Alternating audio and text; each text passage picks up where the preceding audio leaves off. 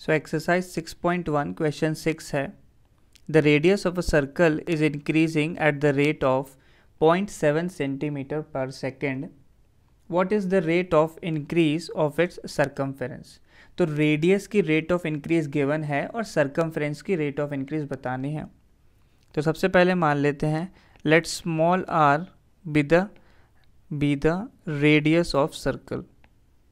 तो सर्कल की रेडियस को स्मॉल आर अज्यूम कर लिया और हमें रेडियस की रेट ऑफ इंक्रीज क्या हो जाएगी, D r by D T. इसकी वैल्यू कितनी गिवन है हमें, 0.7 सेंटीमीटर पर सेकेंड. तो अब नेक्स्ट हमें निकालना है what is the rate of increase of its circumference. तो पहले सरकमफेरेंस की वैल्यू लिख लेते हैं.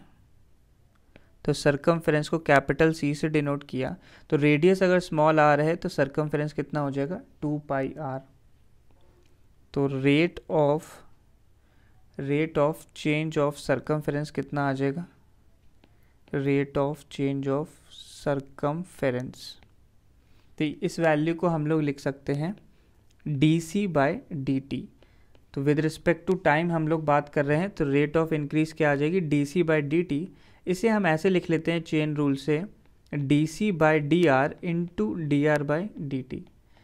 D C by d r इसलिए इन्वॉल्व किया है क्योंकि सी हमें स्मॉल आर के टर्म्स में गिवन है. तो सी की वैल्यू अगर 2 पाई आर है तो यहाँ से अगर हम d C by d r निकालें तो ये कितना आ जाएगा, आर के रिस्पेक्ट में डेरिवेटिव लिया तो ये वैल्यू आ जाएगी सिर्फ 2 पाई. और साथ में D r by D t की वैल्यू हमें गिवन है 0.7 सेंटीमीटर पर सेकेंड. तो इन दोनों वैल्यूज़ को सब्सटीट्यूट करके D C by D T हमें कितना मिल जाएगा, 2 pi into 0.7. 2 pi into 0.7 value आ जाएगी. इसको लिख सकते हैं हम लोग 1.4 पाई. अब इसकी यूनिट भी लिख देता हूँ साथ में. तो ऊपर क्या है, सरकमफेरेंस है. सरकमफेरेंस की यूनिट तो क्या हो जाएगी यहाँ पे सेंटीमीटर और टाइम की यूनिट क्या हो जाएगी, सेकेंड. तो d C by D t की वैल्यू कितनी आ गई, 1.4 पाई सेंटीमीटर पर सेकेंड.